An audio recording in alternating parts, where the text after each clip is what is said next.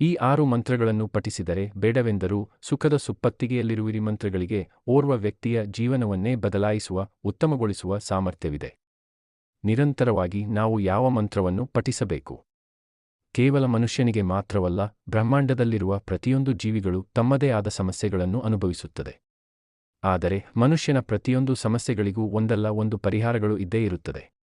ಆಧ್ಯಾತ್ಮಿಕ ಪರಿಹಾರವೂ ಇದೆ.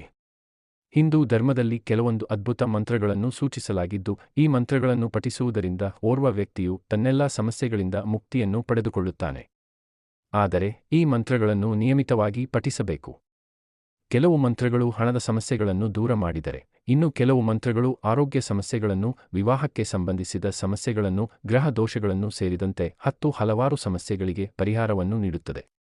ಎಲ್ಲ ರೀತಿಯ ರಕ್ಷಣೆಗಾಗಿ ನಾವು ಯಾವ ಮಂತ್ರವನ್ನು ಪಠಿಸಬೇಕು ಗೊತ್ತಾ?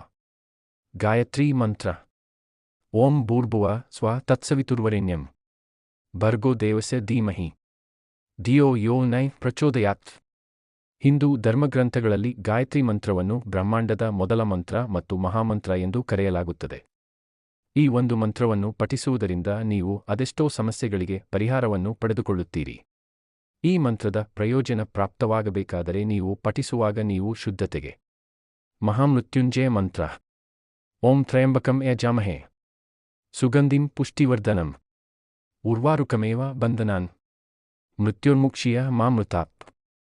ಅಕಾಲಿಕ ಮರಣದಿಂದ ಅಥವಾ ಮರಣದ ಭಯದಿಂದ ಮುಕ್ತಿಯನ್ನು ಕಂಡುಕೊಳ್ಳುವುದಕ್ಕಾಗಿ ನಾವು ಶಿವನಿಗೆ ಸಮರ್ಪಿತವಾದ ಶಕ್ತಿಶಾಲಿ ಮಹಾಮೃತ್ಯುಂಜಯ ಮಂತ್ರವನ್ನು ಪಠಿಸಬೇಕು. ಈ ಮಂತ್ರವನ್ನು ಪಠಿಸುವ ಮುನ್ನ ನೀವು ಶಿವಲಿಂಗಕ್ಕೆ ಕ್ಷೀರಾಭಿಷೇಕ ಮತ್ತು ಜಲಾಭಿಷೇಕವನ್ನು ಮಾಡಬೇಕು.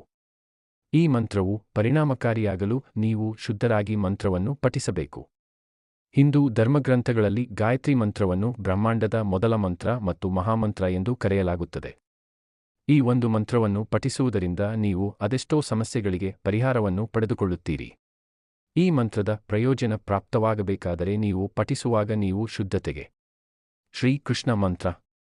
ಶ್ರೀಕೃಷ್ಣ ಮಂತ್ರ. ಓಂ ಶ್ರೀಕೃಷ್ಣಾಯ ಶರಣಂ ಮಮ. ಯಾ ಕೃಷ್ಣಾಯ ವಾಸುದೇವಾಯ ಹರೇ ಪರಮಾತ್ಮನೆ ಪ್ರಣಾತ್ ಕ್ಲೇಶನಾಶಾಯ ಗೋವಿಂದಾಯ ನಮೋ ನಮಃ.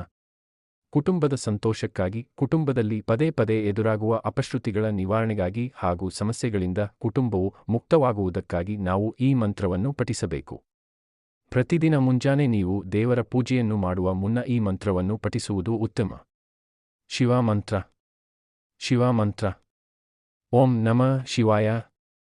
ಜೀವನದಲ್ಲಿ ಶಾಂತಿ ಮತ್ತು ತಾಳ್ಮೆಯನ್ನು ತಂದುಕೊಳ್ಳಲು ಬಯಸುವವರು ಪರಶಿವನ ಈ ಮಂತ್ರವನ್ನು ನಿಯಮಿತವಾಗಿ ಪಠಿಸಬೇಕು.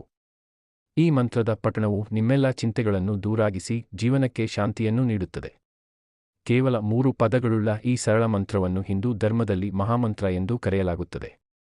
ಈ ಮಂತ್ರವನ್ನು ನೀವು ಶಿವನಿಗೆ ಅಭಿಷೇಕ ಮಾಡುವಾಗ ಪಠಿಸಬಹುದು ಅಥವಾ ಜಪಮಾಲೆಯನ್ನು ಹಿಡಿದು ಒಂದೆಡೆ ಧ್ಯಾನಸ್ಥ ಸ್ಥಿತಿಯಲ್ಲಿ ಕುಳಿತು ಪಠಿಸಬಹುದು. ರಾಮ ಮಂತ್ರ. ರಾಮ ಮಂತ್ರ.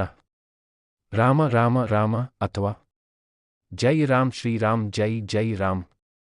ರಾಮ ಮಂತ್ರವನ್ನು ಪಠಿಸುವುದರಿಂದ ನೀವು ಶ್ರೀರಾಮನ ಕೃಪೆಗೆ ಪಾತ್ರರಾಗುವುದು ಮಾತ್ರವಲ್ಲ, ಹನುಮಂತನ ಕೃಪೆಗೂ ಪಾತ್ರರಾಗುವಿರಿ. ರಾಮನಾಮದ ಪಠಣವು ಮಾನಸಿಕ ಶಾಂತಿಯನ್ನು ನೀಡುತ್ತದೆ. ಚಿಂತೆಗಳಿಂದ ನಿಮ್ಮನ್ನು ಮುಕ್ತರನ್ನಾಗಿಸುತ್ತದೆ. ಶುದ್ಧ ಹೃದಯವನ್ನು ನೀಡುವುದರೊಂದಿಗೆ ನಕಾರಾತ್ಮಕ ಆಲೋಚನೆಗಳಿಂದ ನಿಮ್ಮನ್ನು ರಕ್ಷಿಸುತ್ತದೆ ಎನ್ನುವ ನಂಬಿಕೆಯಿದೆ. ಹನುಮಾನ್ ಮಂತ್ರವನ್ನು ಪಠಿಸುವುದರಿಂದ ಮನಸ್ಸಿನಲ್ಲಿ ಭಯವು ದೂರಾಗುತ್ತದೆ, ಕೆಲಸದಲ್ಲಿ ಯಶಸ್ಸು ನಿಮ್ಮನ್ನು ಬೆಂಬಲಿಸುತ್ತದೆ. ನಿರಾಳವಾಗಿ ಈ ಮಂತ್ರವನ್ನು ಪಠಿಸುವುದರಿಂದ ಆತ್ಮವಿಶ್ವಾಸವು ಹೆಚ್ಚಾಗುತ್ತದೆ. ಯಾವುದೇ ಕಷ್ಟಗಳು ಎದುರಾದರೂ ಅದನ್ನು ಎದುರಿಸಿ ನಿಲ್ಲುವ ಸಾಮರ್ಥ್ಯ ನಿಮ್ಮಲ್ಲಿ ಸೃಷ್ಟಿಯಾಗುತ್ತದೆ. ಸಾವಿನ ಭಯವಿದ್ದಾಗ ಈ ಮಂತ್ರವನ್ನು ಪಠಿಸಬೇಕು. ಸಮಾಜದಲ್ಲಿ ಗೌರವ ಮತ್ತು ಖ್ಯಾತಿಯನ್ನು ಬಯಸುವವರು ಈ ಮಂತ್ರವನ್ನು ಪಠಿಸಬೇಕು.